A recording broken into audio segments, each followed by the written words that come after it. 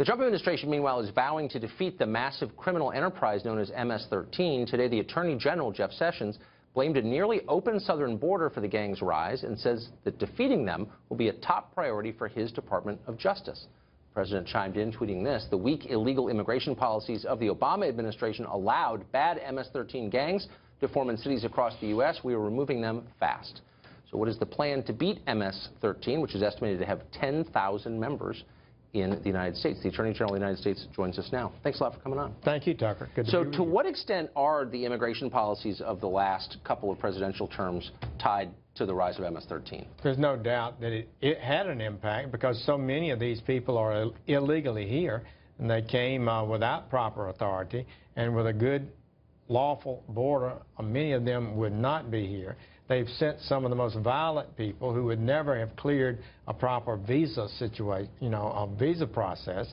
They had crimes they've committed in El Salvador. So yes, I don't think there's any doubt that the open border, the lawlessness that we've had, is a factor in the rise of this MS-13. So some of them, we know, came here as unaccompanied minors illegally and were allowed to stay. Under the former policies, do you know if an unaccompanied minor was found to have ties to MS-13, would he have been immediately deported or allowed to stay? No, I think the MS-13, the undocumented people who came were sent here by their leaders back in El Salvador, many of them operating from jail where they're serving murder convictions and those kind of things. So they were directed how to enter if they came and claimed themselves as a minor. Yeah. And the Obama administration let them come in the country, then took them to their destination city and turned them over to some relative that claimed to be a relative. So they had a mechanism to enter the country.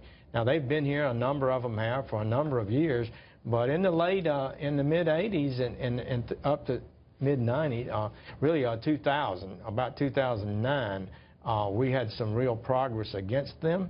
The numbers dropped. The violence was on the defensive, but they've come back aggressively in the recent years. So there are cases documented of MS-13 members bragging about exploiting our permissive immigration laws. How will you change the policies to keep them out? Well, first, we're going to secure the border. We're going to build a wall. We're going to add more agents on the border. Yeah. The numbers have already dropped dramatically. March was the lowest entrance of illegal immigrants in 17 years in this country, and that's Donald Trump's leadership.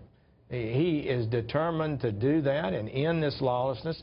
We're backing him up. The Homeland Security Department is really working hard, and we're going to continue on that. And so the numbers are down. So when fewer enter, our Border Patrol have a much better chance of catching those who do, identifying those who are violent, and deporting them. Here's what I don't understand. That seems like a pretty obvious solution that any country acting in its own interest would do. Why hasn't that been done? Why, if we knew these people were coming from El Salvador and joining a criminal enterprise like this that killed people, why would we allow that? We just simply have been in denial about this whole process. We are having a lot of people come to the country who are not dangerous illegally, yeah. But a lot of them are, and these groups are, and there's been such a political defense of the entire process, defense and attack of anybody who wants to end the lawlessness. What we want to say to the world is, please come lawfully. Yes. Wait your term, make your application, and it'll be evaluated, and if you're accepted, come. But don't come illegally. That's what the American people have a right to expect their government to do. And in the process, we can protect them from some of the violent criminals and terrorists that are coming in. So the government of El Salvador has designated MS-13 a terror organization. Would it be helpful for our government to do the same? I think so, perhaps. I believe it could qualify for that.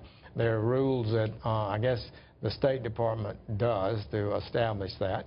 But we know they're violent. We know that if we focus our prosecutorial and investigative resources, and we had a meeting today with all the top federal law enforcement officers and the agencies in our government to focus on this group. And as we have cases and we work them hard, we pursue convictions, and then we deport people who are here unlawfully. We can devastate this gang. We're going after them. We are not going to allow them to take over a block, a corner of our communities and terrorize people with this violence. They use machetes. They kill children. They put children in prostitution at age 12. This is one of the most violent gangs in the history of our country, no doubt about it. Really quickly, I want to put up a map of the spread of MS-13. They're not just in the border towns, you would imagine. They're suffused through the country. How hard will it be to root this group out in all these different cities? Tucker, it's going to be hard but not impossible. These are not geniuses.